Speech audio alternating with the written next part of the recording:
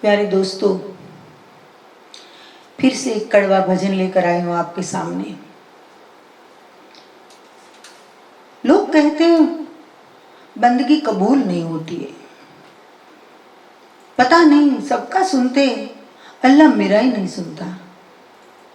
क्यों सुनेंगे? ऐसा विशेष तूने क्या किया है तेरे जीवन में कि तुझे भगवान सुने? आप सुनो आज मुझे। बकरा काटे, बकरा काटे, बांग पुकारे, बकरा काटे, बांग पुकारे, बंदगी कैसे फले, खैरियत कितनी भी कर ले, खैरियत कितनी भी कर ले, कर्म तो नाही टले रे बंदा, बंदगी कैसे फले, कि बंदा बंदगी कैसे फले। बकरा काटे बांग पुकारे। एक और बांग पुकारता है तू,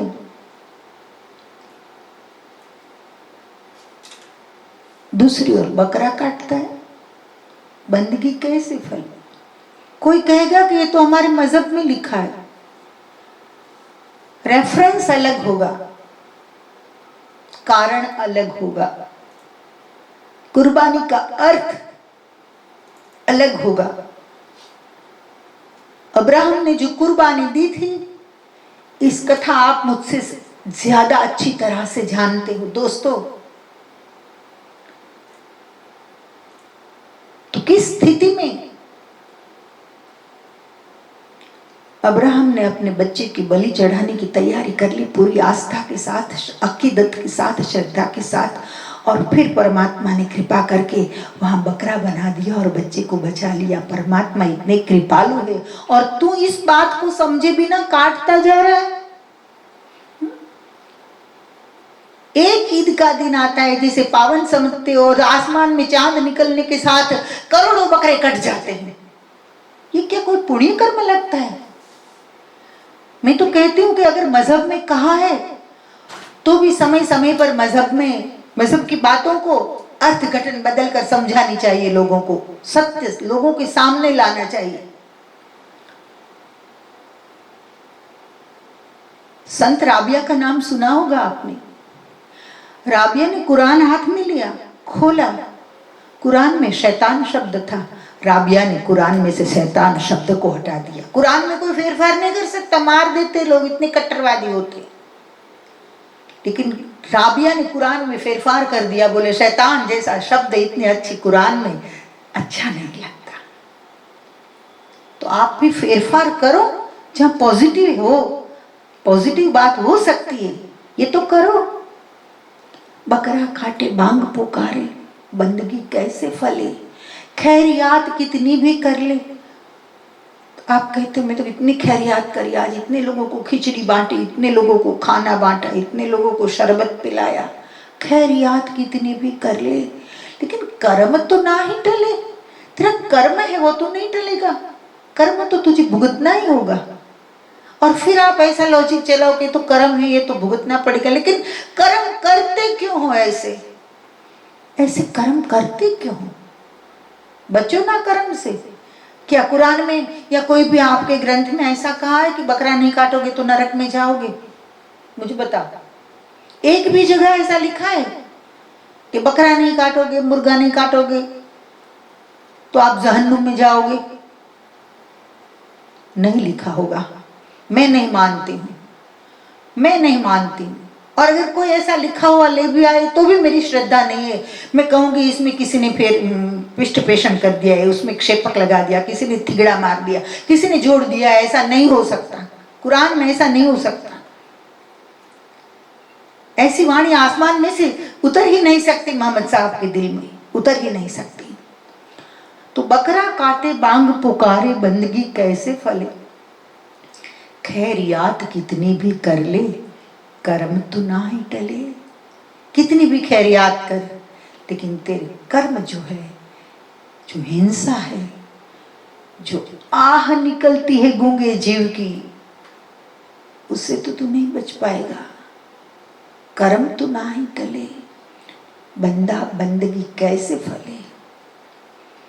रहीम राम बड़ी रहमत वाले, निश दिन रहम करे। रहीम भी दयालु है, कर्म करते रहते भक्तों पर। रहीम और श्री राम भी बड़े दयालु है, अपने अपने हिसाब से, अपने अपने श्रद्धा से, अपनी अपनी भावना के अनुसार लोग उसे भजते हैं।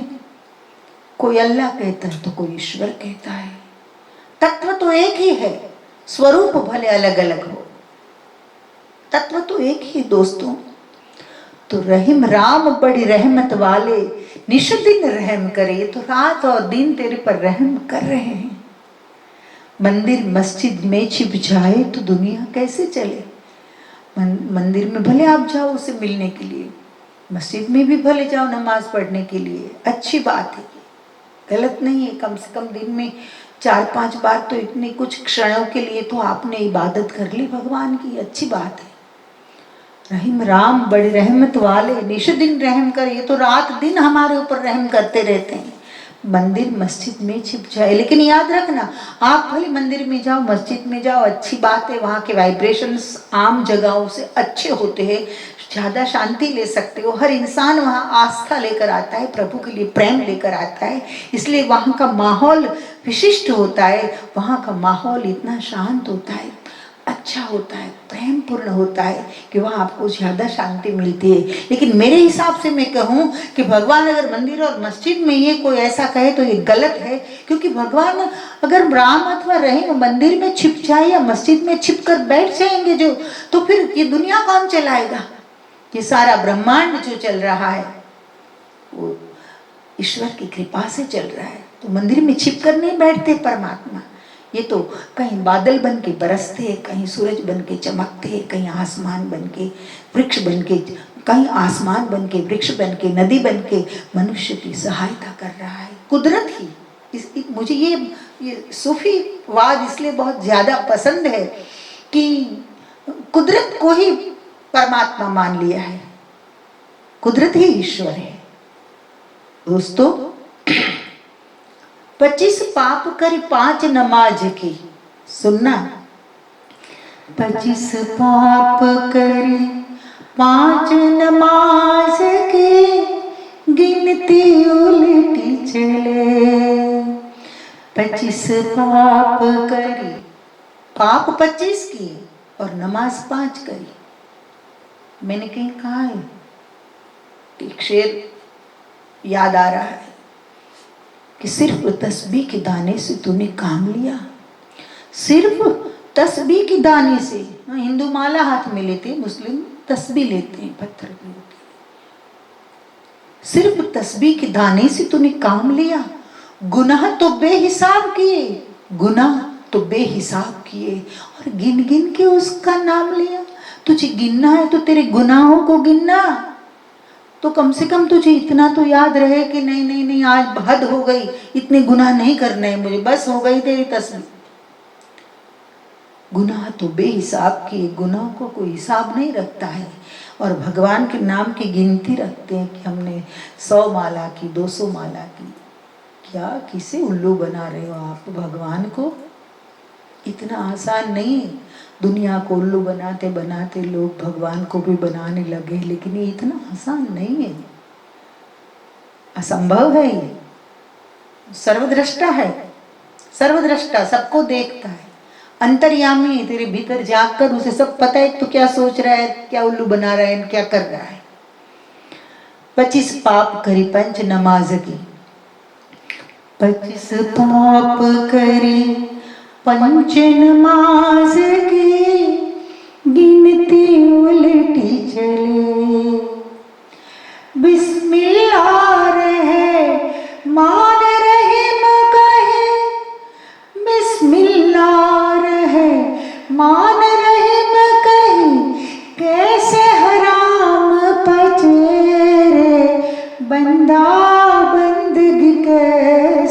फले, के बंदा बंदगी कैसे फले। 25 पाप करी 5 नमाज की, 5 बार नमाज पढ़ी लेकिन 25 पाप की गिनती उल्टी गिनती उल्टी चल रही है। 25 बार नमाज होनी चाहिए, तब 5 पाप होंगे तो भी थोड़ा पल्ला भारी रहेगा आपके पुण्य का। मैं तो कहती हूँ एक भी पाप नहीं होना चाहिए, लेकिन फिर भी चलो इंसान है, गलती छोटी मोटी हो गई तो एक तो तसल्ली रहेगी कि गलती है, ये छोटी है, और परमात्मा के सामने अल्लाह को मुंह तो दिखा पाओगे। जब आएगा कयामत का दिन तब ईश्वर को कह तो पाओगे आप कि प्रभु गलतियां मेरी छोटी है और आपका सुमिरन मैंने ज्यादा किया है। तब हो जाए रहम बरस जाए, हो सकता है रहम बरस जाए आपके ऊपर ज्यादा। 25 पाप करी 5 नमाज की गिनती उल्टी चले, बिस्मिल्लाह रहमान रहीम। कई मुस्लिमों में एक होता है, सब एक बात बहुत अच्छी लगती है मुझे, बड़ी थाली होती है, इसमें सब साथ में खाते हैं, ये मुझे बहुत अच्छा लगता है, बहुत अच्छा लगता है। इसमें पारिवारिक प्रेम बना रहता है, सब साथ में खाने का, और एक दूसरे का इंतजार करना, धैर्य रखना। दूसरे की भूख लगी हो तो भी थोड़ा भले साधना हो जाए, लेकिन अभी बड़ा भाई आया नहीं है। अच्छी चीजें हैं ये भी मैं कहूँगी, लेकिन गलत है उसकी और भी मैं जरूर इशारा करूँगी। न मुझे कोई तकलीफ मुसलमानों से न कोई हिंदुओं से है। मेरी बात है केवल आपको सत्य के प्रति जगाने की।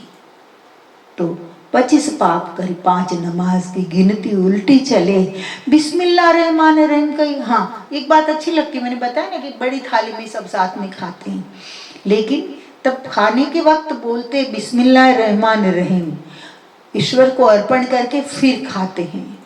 तो बिस्मिल्लाह रहमान रहीम कही कैसे हराम पचे। हराम का तेरी थाली में है, अगर मेहनत का नहीं है, पसीना नहीं बनाया बहाया है तूने, और हराम का लेकर बैठे हो, तो बिस्मिल्लाह रहमान रहीम कहने से कोई हराम हजम नहीं होगा। तुझे ध्यान रखना, कभी न कभी चुकाना पड़ेगा, क्योंकि सब जानता है। तो दोस्तों थोड़ा सावधान, जन्म जन्म का मन में मैला जहन पे पर्दा करे। जन्म जन्म का मन है मैला, मन तेरा जन्म जन्म का मैला है, जिसने तेरी जहन पे तेरे आत्मा पे पर्दा कर दिया है, ढांक दिया है। तो प्रकाश को तू देख नहीं सकता, खुली आंख से तू अंधा बन के जिया जा रहा है, हिंसा करता जा रहा है, निर्दोष प्राणियों को, पशु पक्षियों को खाता रहता है कुर्बानी के नाम पर। फिर तो चलता है आगे भी बहुत, एक दिन की बात नहीं है। फिर तो हमारे में तो खाते बोलते, हम तो नॉनवेज खाते। कितनी आसानी से आप बोल देते हो। आपको ऐसा बोलना चाहिए कि हम हिंसा को खाते हैं, हम पाप कर्म करते हैं जब अखाद्य खाते हैं तब। लेकिन ऐसा बोध ही नहीं, क्योंकि संवेदना खत्म कर दी गई, पूरी कम्युनिटी की संवेदना खत्म कर दी गई पशु पक्षियों के प्रति से। कितना बड़ा पाप है ये, और कितनी खतरनाक बात है, और कितना खतरनाक अंजाम कभी आएगा, सोचा है इसके बारे में। जन्म जन्म का मन से मैला जहन पे पर्दा करे, मोहिनी महबूब भीतर बैठा, मोहिनी महबूब भीतर बैठा, बंदा किसको छले रे बंदा, बंदगी कैसे फले, बंदगी कैसे फले।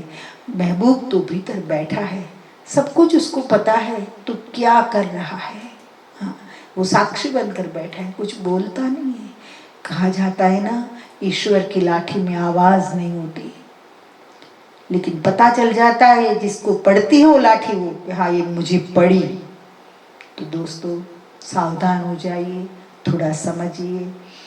हिंसा युक्त भोजन लेकर आपके वाइब्रेशंस को खराब मत कीजिए, आपके बच्चों में रक्त बने हिंसापूर्ण ऐसा मत करें। आपके शरीर में अलग अलग प्रकार के रोग प्रवेश कर दे नॉनवेज खाने से, ऐसा मत करो। हाँ, ये कोरोना फैला कहाँ से आप सब जानते हैं दोस्तों। तो कम से कम आपके स्वास्थ्य के लिए तो आप अखाद्य छोड़ दो। इतना बहुत हुआ, मुझे लगता है इतनी बात हजम होगी तो और भी हो जाएगी। और आशा है कि कुछ लोग मुझे सुनकर कड़वा हो तो भी हजम कर देगा, बात को पचाएगा और गलत रास्ते से वापस लौटेगा। मांस, मटन, मच्छी, मदिरा ये सब छोड़ देंगे, ऐसी अपेक्षा करती हूँ। लेकिन आप सोचकर, अपने विचार से समझकर, मैं कहती हूँ इसलिए नहीं, क्योंकि मैं कहती हूँ तो 2-4 दिन करोगे आप समझोगे तो ये जीवन भर टिका रहेगा। धन्यवाद, नमस्कार।